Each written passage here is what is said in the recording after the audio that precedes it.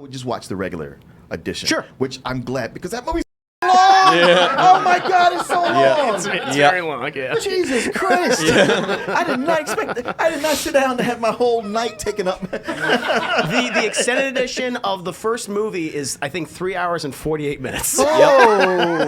Yep. Oh, sweet Jesus. But there's so much detail, Martin. There's the Hobbit coming in. They bring a lot of stuff from the Hobbit in that movie.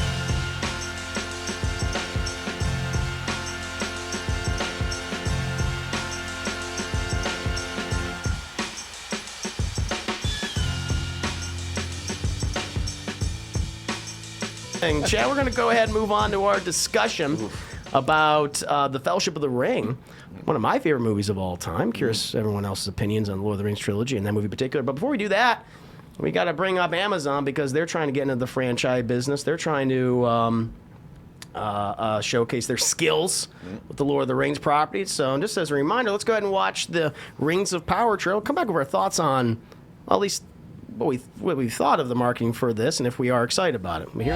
With our hearts even bigger than our feet. Why do they got the hobbits looking like homeless people? It's like, I know this is humble beginnings, but Jesus Christ, this is weird. I'm gonna show this. Look at this guy.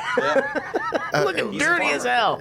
All right, so in the chronology from The Hobbit to the Lord of the Rings trilogy, where does this take place? This takes place either hundreds, if not thousands, of years before the events of The Hobbit and Lord of the Rings. Oh, okay. This is during the Second Age, as far as I know, and so I guess that's why the hobbits look like a bunch of homeless hobos.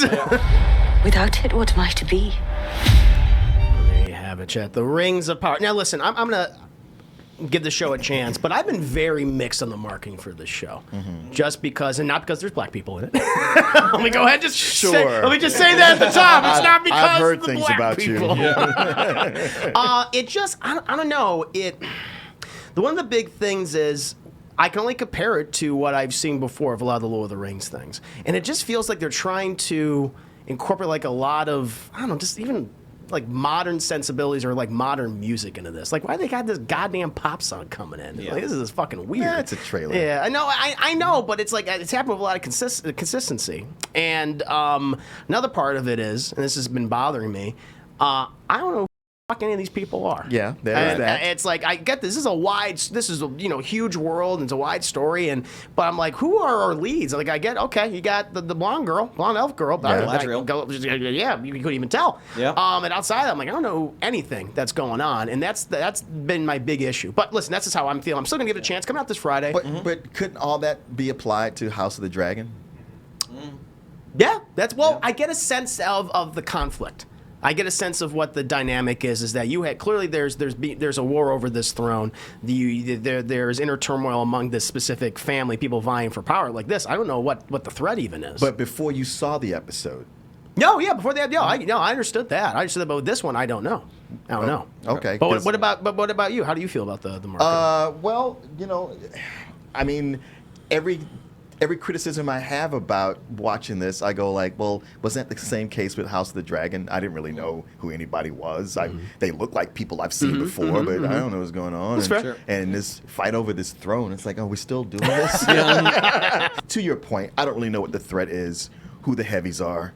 And I know going in, it'll be medieval fantasy, but it's still going to be family friendly for the most part, which is fine. Watching these trailers, you just go, that's a fantasy show, all fantasy tropes. They could have just called it like fantasy show, fantasy. Like that's all it could have been. And yeah, I think to that point, there's nothing here that I was like, wow, or I've never seen that before. Well, that's the thing, because this show has a hell of a legacy it has to live up to. Because that's what we're here to talk about today, which is, the Lord of the Rings, specifically the first film, the first adaptation of the first book, the Fellowship of the Ring. A movie that I have a lot of appreciation for, and in case, because I want to hear your opinions on it, Mark. I want to hear Vanny's opinion on it. But in case you guys need a reminder, I want to go ahead and show you the trailer for the film, and I also kind of want to get into how we might have been initially exposed to Lord of the Rings in the beginning. Now that's a goddamn God. trailer, Chad. I know what's happening. I know the stakes. We gotta fight evil. Here's everybody, sword, bow, axe. Let's go. And I'm like that. That's what I'm talking about. Yeah. That's why I'm a little concerned with the Rings apart. When you compare these trailers, Yeah, I mean, the differences are stark. But I never read the books before I saw a lot of the movies. One of the things I had seen clips and images from stuff like, the 1970s animated Lord of the Rings. That was my introduction. Yeah, that was your introduction, and The Hobbit first, and then this one. I'm glad you brought up The Hobbit because that was, before I saw those movies, the Hobbit and Lord of the Rings, that was just, Bilbo Baggins In living a the hole hole. in the ground, there lived a hobbit.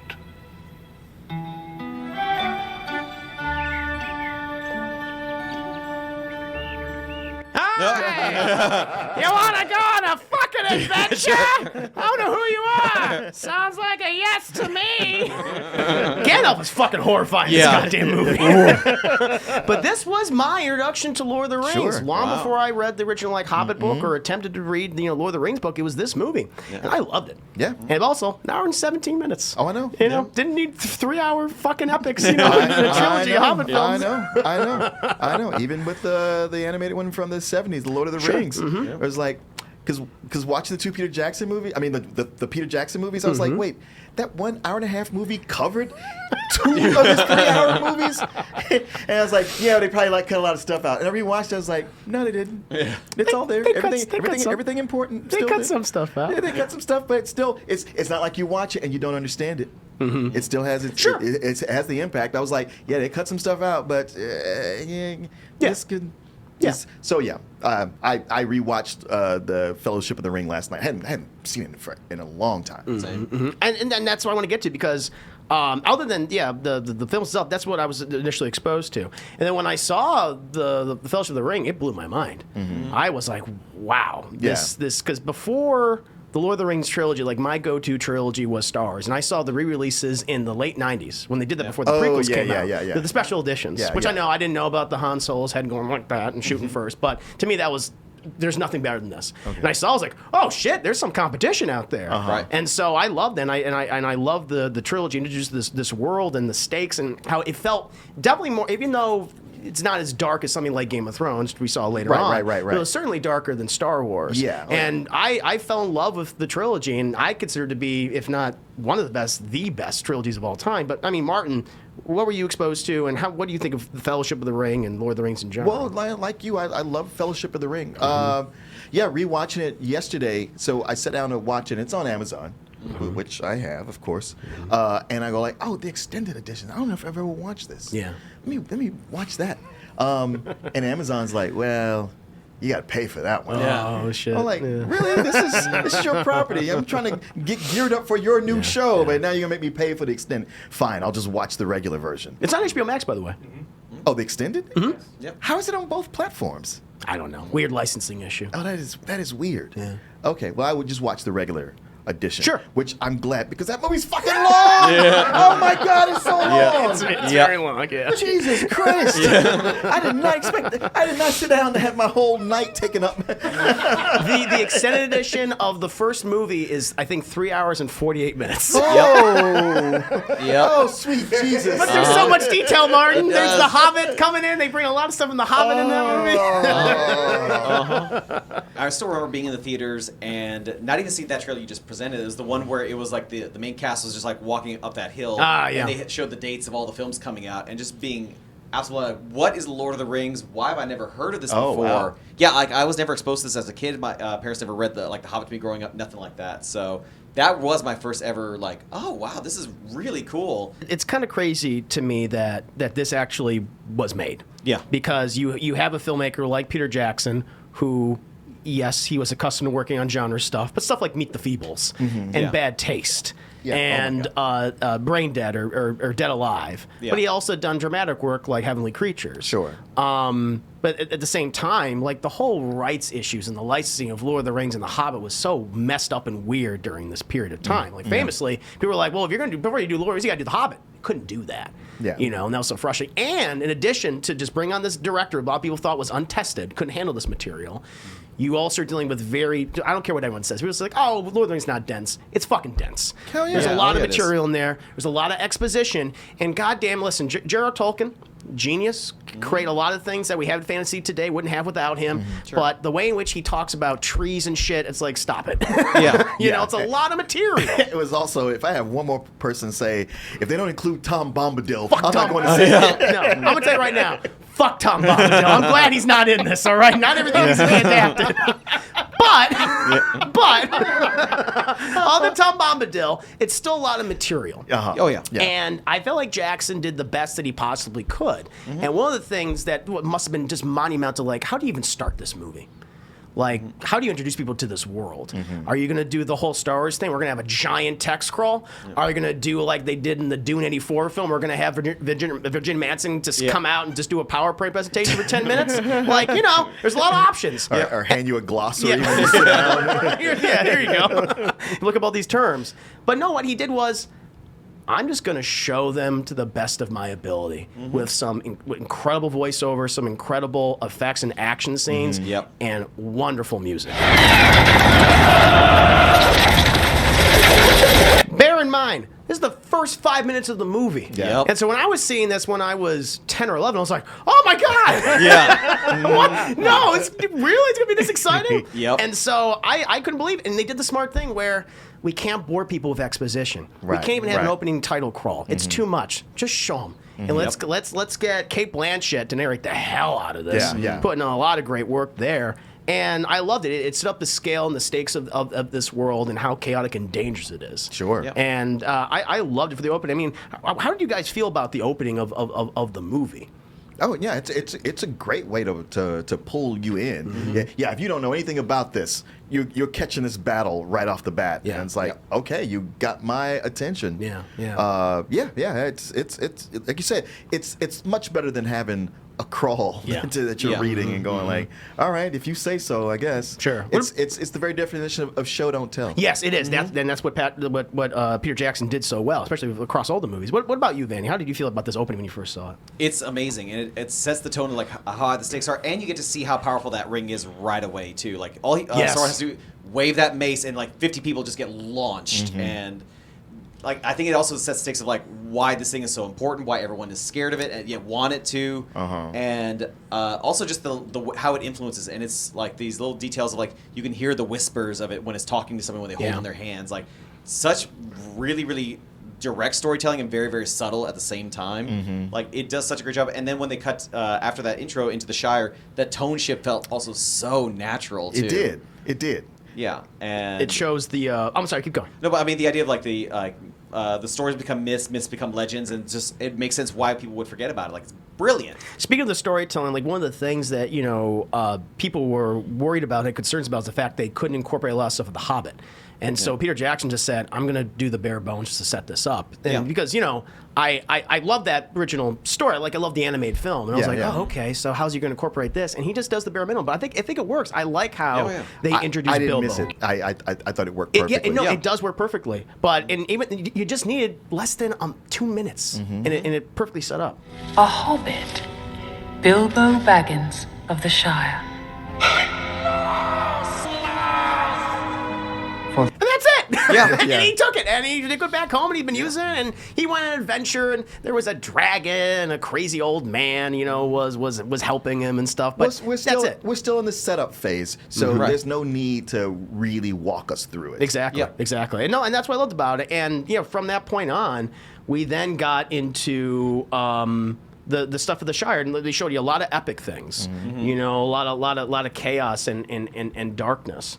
But I really appreciated with the next pretty much half hour, 45 minutes of the movie, we saw a lighter side of this world, one that was filled with love and wholesomeness and friendship, and it's kind of it's the thing that makes me the most emotional, like rewatching these films. And it's also that music. We see the Shire and the beauty of it, and this loving relationship between like Frodo and Bilbo and Gandalf.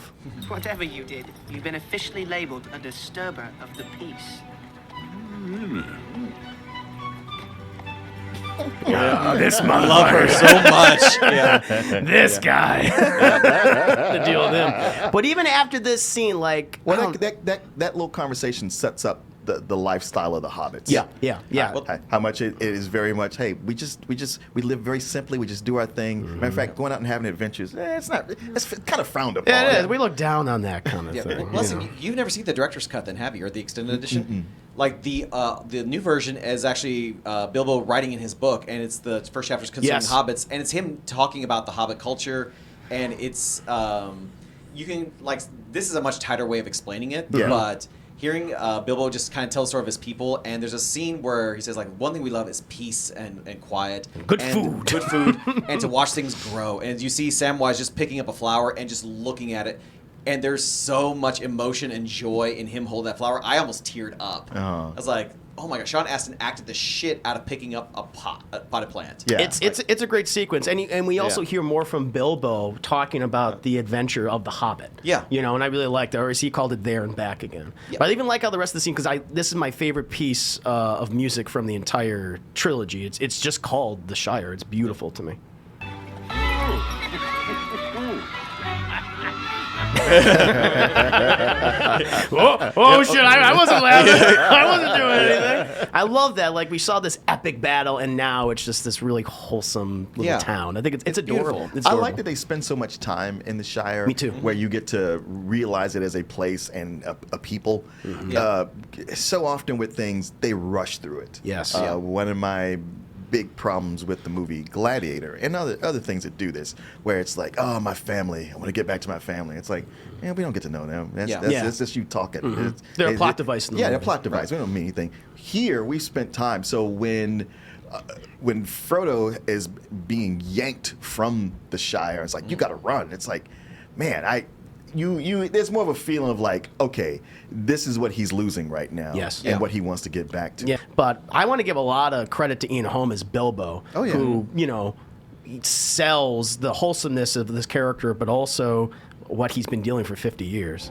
My precious. I think you've had that ring quite long enough. You want it for yourself! Bilbo Baggins! I'm sorry! I'm sorry! You little crack addict! Take it easy, goddammit! I love that scene because it's fucking funny. Yeah. Just seeing Bilbo's reaction, like, oh, I fucked up. I'm so sorry. Yeah. But I don't know if this was ever Tolkien's intention or even Jackson's intention, but there seems to be a commentary on addiction.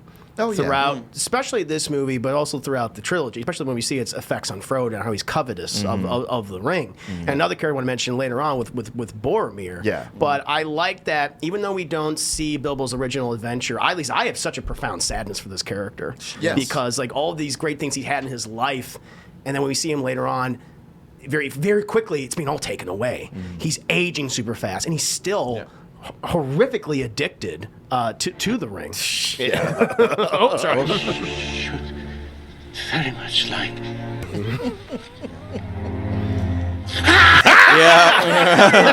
Give me that shit, it's mine!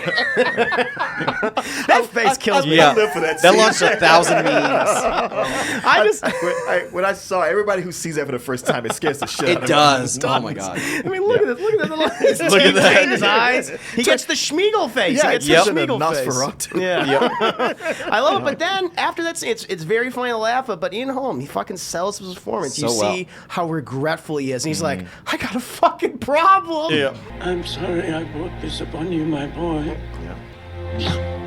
Crack kills, Jack. Crack kills. That rings makes a lot of people apologize. Yeah, it does. Yeah, immediately afterwards, because it shows you how evil. What's so cool about it, I'm gonna set this up in another scene, is the ring looks so innocent. It's like this gold band. It's like, all right, whatever. Yeah. But then you see that it's constantly putting out an influence. Yeah. Just fucking with people because it just wants to get back to Sauron. That's what it is. Scene. Yeah, exactly.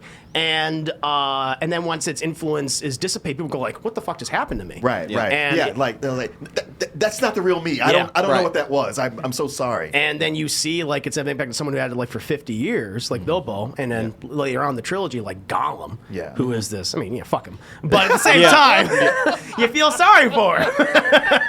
He brings a lot of it on himself. But again, it's also the ring's influence. Yeah. But I like that we see the tragedy of Bilbo in this movie because he's kind of forgotten. Like he's in the Fellowship a little bit, and then he's brought back all the way at the Return of the King, where he's old as hell. Yeah. Because the Ring's powers doesn't exist anymore. Yeah. But I just like to give a shout to Ian Holm because he gave an amazing performance. I wish they did a film where it was just him as Bilbo. And it was just the one movie. When Frodo and Gandalf are together, and Frodo's just the happiest guy. Yep. And then once this gets going, he's just miserable the entire time. Yep. And he's not getting stabbed. He's sick. He's falling down. Because Spider webs. He has all you do with the spiders. Yeah, I mean, because he has to bear all of it now. Because the Ring's like, all right, I ain't playing anymore. Yeah, I am evil as shit, and I'm gonna put out the influence, and I'm gonna get my boys, the Black Riders, looking for me.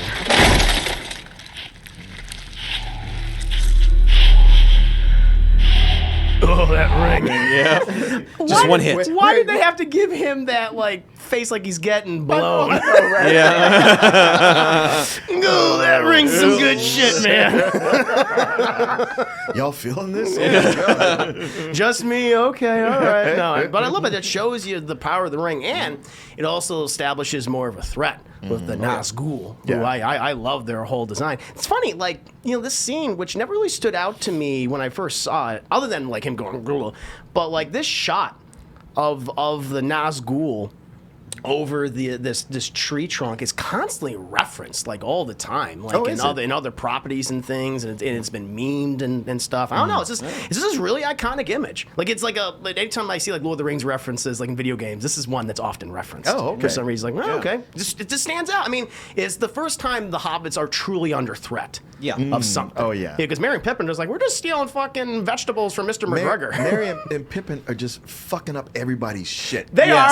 They get in trouble. Like constantly, it's okay, you two go home. Yeah, they should have. They should have done that, but they don't. They tail on with the rest of the journey. Especially Pippin. Yeah, I know. No, I know. Well, I mean, it gets fucking Gandalf killed. In the minds of Moria. And everything is always oh, I'm sorry. Don't touch anything. A fool of a took, as he was said. But another character I wanted to highlight is Aragorn.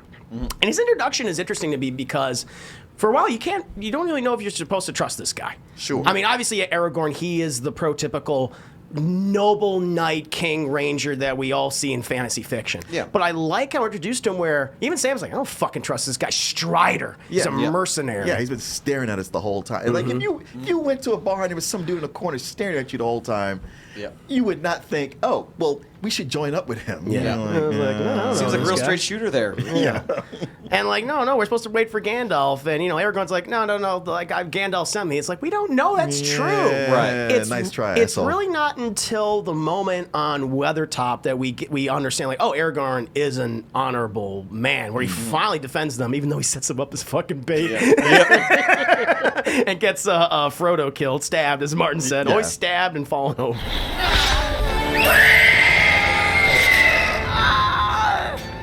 Yeah, Ring's not feeling too good right now, is he? Yeah. Not making that O face, are you? Yeah. No, I love the Battle of Weathertop, and we just see, just Aragorn's true colors and also his skills with the sword. We also learned that the Nazgul's weakness is fire. As this one guy gets fucking shot in the face with it. I love this scene right here. Even he's like, "Oh shit! Where'd everyone go?" I will say, I like a lot of the practical effects, but that one hood he has, clearly it's so much bigger when it hits him in the face. Let's see if I can bring it back. Oh my god! Not that scene also, look at this. See him running off. It very much looks like he's running off a set too. It does. It does. Yeah. No, they use a lot of sets, but yeah, they do. But yeah, that one particular looks like and scene. I agree. It's fun though. It's a good time. But moving on, because this is the Hobbits, this is Aragorn, this is their journey and everything. Because Gandalf, like in the original books, he's always going off. He's I gotta deal with my own shit. Yeah. But what I really like about this movie is they also brought in Christopher Lee as Sauron, who actually knew J.R.R. Tolkien. Oh, yeah. And he famously, when he asked, because he loved the books, when he read them when he was much younger, and he always wanted to play Gandalf. Oh. And J.R.R. Tolkien said that if they ever adapt this, movies or whatever, I want you to be Gandalf. Then he died. And people were we didn't hear J.R.R. Tolkien say that. We only have your word for that. Yeah. But they did bring him in, and they had Ian McKellen. Actually, they were looking at people like Sean Connery, to originally play Gandalf. He turned it down. He didn't understand it. Too complicated. But in any case, Ian McKellen, perfect choice. But I could have seen Christopher Lee as Gandalf as well. Yeah. However, he had a history of playing villains. Yeah, true. And now seeing him as Sauron, it's to the point that when Gandalf goes in, it was like, man, you can't tell that this guy's evil. That's Dracula. Yeah, exactly. That's Dracula. What are you doing? That baritone voice right there is like, no. But I love his performance, and it's kind of he's a little cheeky. He's a little bit of a trickster too in this. I think it's pretty adorable. Frodo. Where are you going? Yeah.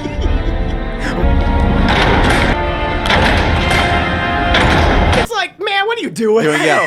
It's like if he closed the first two doors, I'm pretty sure he's going to close all the rest of them. And I was like, maybe he always does this. Well, that's something that made me wonder watching it again. I was like, Saruman might be somebody who's just always a dick. Yeah. So when he's doing this, that's why Gandalf's not even thinking things. It's like plain. It's like now's not the time. My wards are going to be killed by this necromancer looking guy. Yeah. It's funny because I've read the books since that time, and they established that like Saruman's like really jealous of Gandalf because everyone loves Gandalf. But the movie doesn't really get that sense, and the reason Peter Jackson actually did that on purpose. Okay. Even though it's Christopher Lee. Yeah. You just think of him as a villain, but he wanted to present Saruman as like, no, he's the one that Gandalf like looks up to. Right. Like even when Gandalf goes, I don't have the clip here, but when Gandalf goes to see him at Isengard, he like bows before him. Like he is the wisest of all these wizards, or they call them like the common folk call them wizards. They're actually like this race of like angels, or they were angels. Again, we're getting really deep in the lore, but it shows you that Gandalf has this deference to this character, and you feel that. Yeah. And so when this betrayal happens, it hurts. And like, because Gandalf, even he says here, it's like, you're my friend. Why are you doing this? And Saruman's like, for fucking power. We must join with Sauron. Life alert! Someone call life alert! I Old love man that scene. fight. Yeah. Honestly, I love the fucking old man fight between them. Really throwing each other out. And what they because obviously Ian McKellen and Christopher Lee aren't actually throwing each other around, but the blocking in the scene is it's well done. brilliant. Oh my god.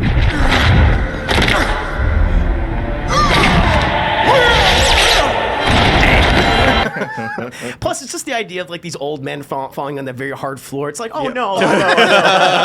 Even though they're incredibly powerful. Yeah.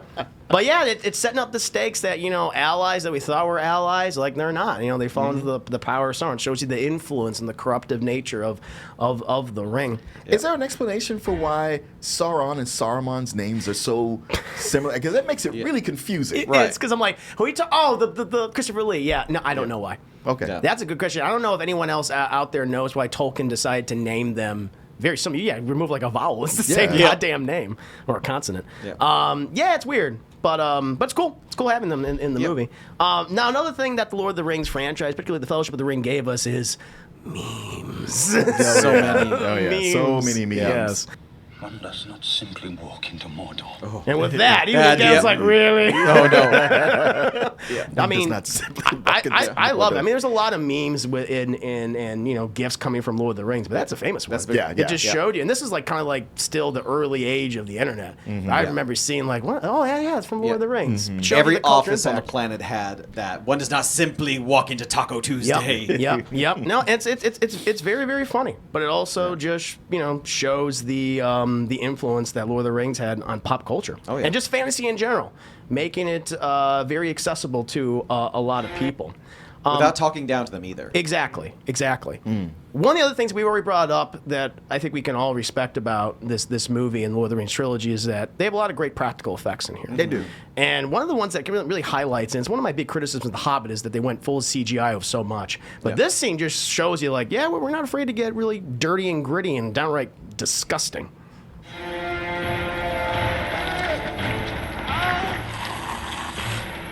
I like you.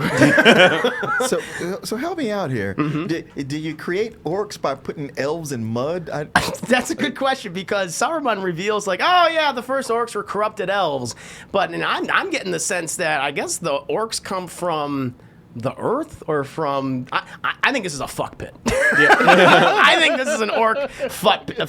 I don't know what they're doing in that mud, but you get a baby orc once you leave the fuck pit. That's all I know. They do some kind of super orc, or is he made a super mixed orc. with The a Urukai. goblin? Or? The Urukai, yeah. I guess in the movies, don't they combine like an orc with like a goblin? Yeah, That's they what say that in the do. director's cut too. Okay. Yeah, so that's where you get an Urukai. Because, orcs and goblins are different. They don't fuck each other. But, hey, No. you get a cool baby boy. But I just love this scene just because...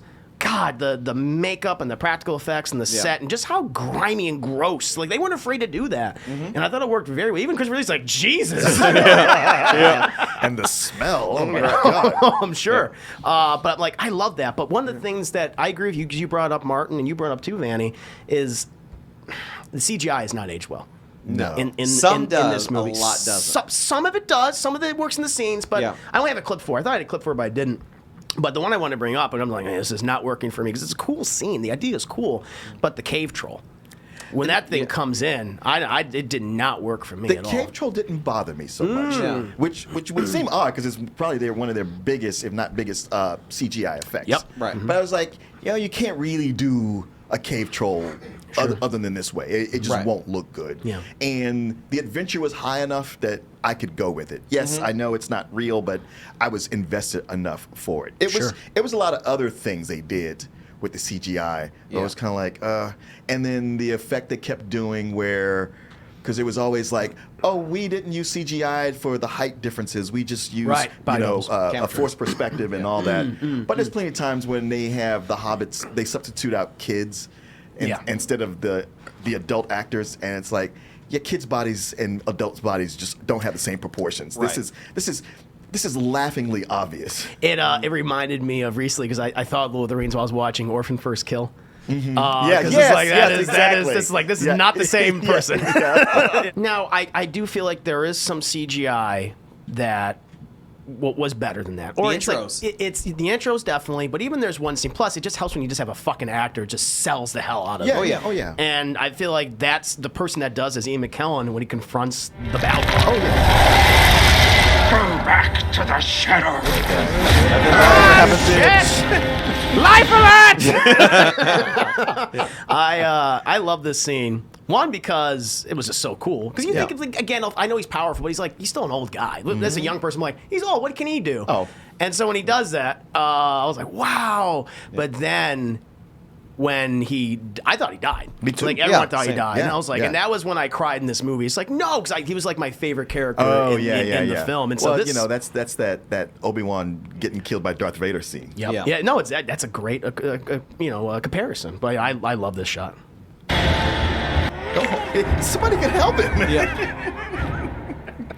Oh shit! And then he just falls to seemingly death. An interesting part, like, look at that last scene of him, and then remember, like, the clip you showed earlier when they're on the carriage, and they do that real close zoom in of Gandalf, and he has this almost kind of like this derpy look of like, what do you mean I'm a disturber of the peace, and like just how much he acts with his eyes. Yeah. And just how, like, just again, like, even to set that tone from the shower, everything's fun and innocent to that point, like his quote unquote final scene. Such huge shit has happened, and it shows. Yeah. No, it's absolutely amazing. I love this sequence, and I just thought he died. Yeah. And then when he comes back, well, it's funny because when we get to the two towers, it opens with this scene when he's fighting the Balrog. Because I'm scared to watch that because I've never seen the theater. This is amazing. I'm sure it's not aged very well because that's all CGI. That's a CGI and Mckellen fighting that thing. Yeah, I feel like even back then it was kind of like, well, Yeah, it's like, Even back then, Martin he was is like, not that mobile. I'm not impressed. There's one character who I feel like people often have like a very negative view of because, well, he does a lot of bad things, but that is the character of Boromir. And Sean Bean's performance, I think, is amazing. Gets one of the greatest what's redemption arcs. Yeah, oh my God. Yeah. Because there's always that point of like, okay, I feel comfortable with everybody here. Man, maybe not this guy so much. He's just too human. And that's the thing I love about him because I think when we think about it, like, oh, what character would we be in Lord of the Rings? We think, oh, I'd be Frodo, or I'd be Gandalf, or I'd be Strider. Yeah, like, no, it's like we don't be Boromir. Because he is emotional. He is vain. He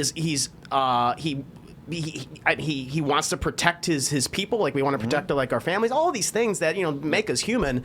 But he's easily corruptible, and it's like we're all fucking Boromir. Or even when they're all together, for the big council, and they're like, well, that's actually Aragorn. He's really your that's your king. king. And he's like, well, I don't know about all that. Yeah. Gondor Not has my no king. Yeah. So, but yeah, that's why I just, I wanted to highlight, because Sean Bean's performance is great, but I love it because he is fiending for that ring as much as Bilbo is, in less time. I ask only for the strength to defend my feet for the ring mine. It should I don't have your drunks, man. Leave me alone. You have it. You have it, God damn it. curse you and all the halflings. I love that goddamn way he just falls over. Now, it's funny. He's right. Yeah. Because Frodo did have the ring at the very end. He's like, it's mine. Yeah. So it's how that worked out. Yeah. But even after this, like, he's so regretful over his actions. Oh, yeah. And he has that guilt and he carries it with him. And he's like, well, if you're guilty, you gotta die. We're gonna do something. Oh, no, we're not. It's like after all that, they're like, instantly captured. Well, but, no. I like they got instantly captured. Because there's a scene earlier where they were fighting. I was like, you guys got trained on swords for an afternoon, and suddenly you're beating these swordsmen here. I don't care for that. Matter of fact, not only are they doing that, but they're throwing rocks at him. The orcs are just going, It is very much like Ewoks fight against the Empire's best troops, and they're falling over. So no, little ridiculous. No, I do like that. Boromir's like, well, I fucking failed. I failed at that. But then I also love that he admits his guilt and his faults. He admits to Aragorn, who he just despised because he feels like his line betrayed Gondor. Like, I understand why he feels the way he does. Yeah. But he is that. He's the character where I realize, like, fuck, we're all like Boromir. And he's the one that gets the short end of the stick. But I love that, like, how his death also sets up a shit ton of stuff later on in the sequels. Oh, yeah. With his even crazier dad. Though that's true. But you have a number of people who don't lust after the ring. True. Aragorn never makes a play for it. Even Gandalf is like, ooh, don't. Things I could do. But also, Aragorn was there the least amount of time with him, too. Has he? Because They separate after that.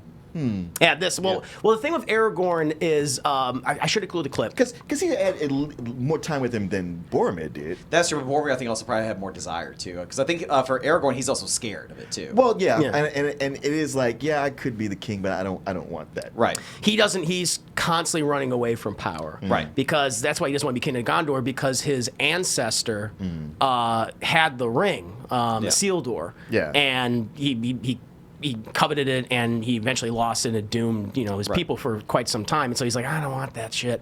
But there is a moment, to your point, Martin, where Frodo shows in the ring, should I give it to you? And Aragorn's like, oh, I fucking want that so bad. But he covers up his hand, and it's like, you got to take that shit. And he sends him on his way. And then we get to the ending scene. The Fellowship has failed. We will not abandon Merry and Pippin to torment and death. Who? He had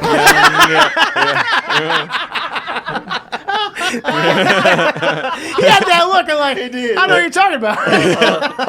Okay. Oh, the other hobbits. Yeah, I got it. Yeah.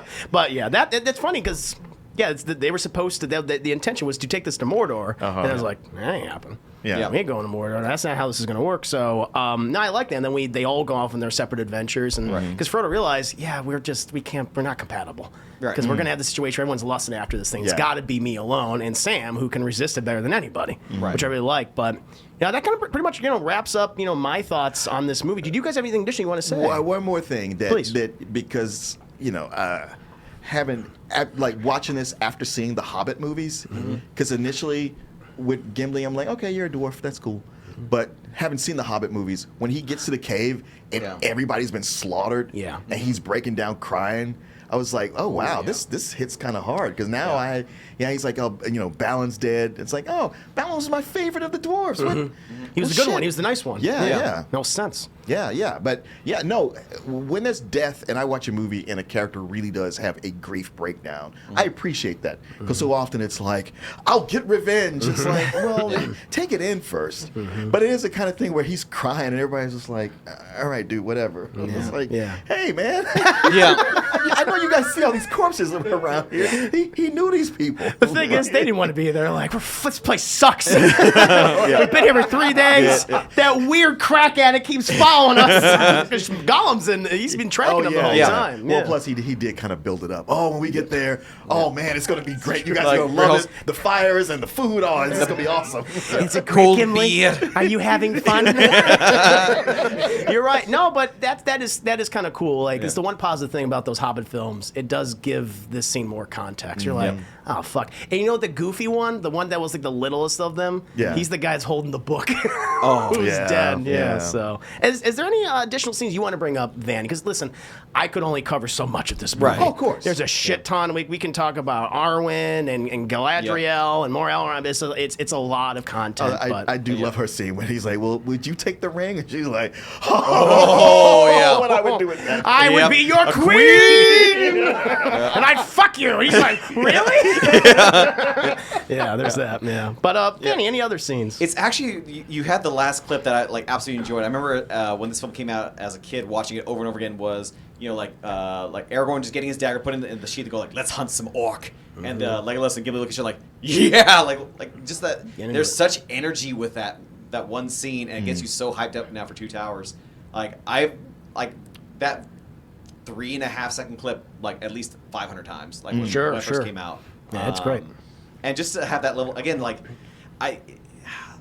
while I do agree, like the Hobbit trilogy does make that scene stand more. It's such now a scene of contrast of like the production notes behind the scenes of Lord of the Rings, of like the amount of care and detail they went into things like the armor, like the orcs, all their armor, like told their family histories. Like that's a huge amount of work that goes into that kind of stuff. And then you see the Hobbit, where like you're just kind of picking over their leftovers of what's still left or what hasn't been sold off at auction, and like now we'll just use that. Like it's to see the decline from that one trilogy to the next is so heartbreaking, I think, as a result of that. But even Peter Jackson has gone to say that, they did cut some corners with the Hobbit trilogy. They didn't put as much detail in. Yeah. And he's spoken honestly. He's like, yeah, I regret a lot of that, and he got burned out making those movies. I mean, it is what it is. It is, yeah. But let's still, hunt some orc.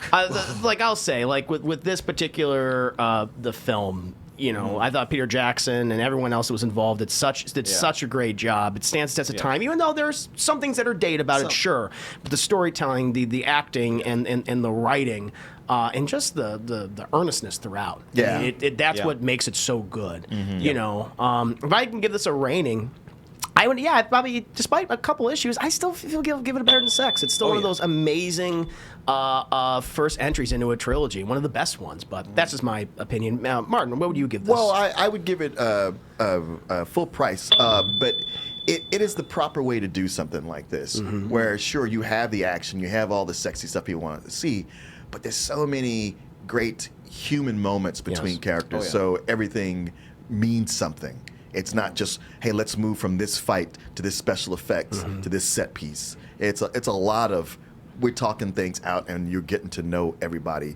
So when things happen to him, Gandalf getting, killed, it's a, no! Yeah, you feel that. As opposed to like, I'm sure he'll be back. Yeah, because we didn't know. Yeah. Especially if we didn't read the books. Vanny, what would you give this movie and your final thoughts on the film? Yeah, like, the special effects aside, I really do struggle to think of like things I would like. Well, I wish they did this better cut or something like that. The base film itself to me is a solid Better Than Sex. The extended edition becomes a very, very strong Better Than Sex. For 3 hours and 48 minutes, including all that extra material, I wish all that was in that original cut. Like again, concerning hobbits, the scene where they introduced the Latmus bread, and like the elves actually say like, "Oh, just a nibble, and you'll be feed a full man for a day." And Merry and Pippin go like, "How many of you eaten?" Like 4 of them. Like it's fun moments like that, and it balances the humor and heart and action and horror all so incredibly well. Like this was a once in a lifetime trilogy. That you just. Like people, there's a reason why people still talk about this like years later. Why we're talking about it now, and I can certainly understand why studios would want to expand on this lore more, and why we would get a show like Rings of Power. I hope it does it at the bare minimum, just at least does it justice. Like we have seen some like Lord of the Rings content over the years in video games with Shadow of Mordor, which was fairly solid, and then Shadow of War, which was Warner Brothers microtransaction something. Exploiting the franchise. They absolutely exploit it too. So that's where I'm scared about too. Like you can maybe a strong start. Maybe we get really lucky with a good first season. And then they start realizing, like, we can start to monetize this more, and now we'll get an Aragorn show or a Hobbit show and an Elf show, and then just a show about, like, Gimli's plumber now gets a show now, too. And they, I feel sorry for that guy. That guy eats a lot of meat. Right. It's like the Pipes of Mordia or something like that. I'm scared that that's what's going to start to happen with this. Because that's what happened with after this trilogy came out, too. It's like, they marketed the hell out of it. There was action figures, there's props. They sold us video games, rings and video games. And it kind of starts to cheapen a little bit as a result of it. So I think there's been enough time since at least the good trilogy till now where people are excited and refreshed again for it.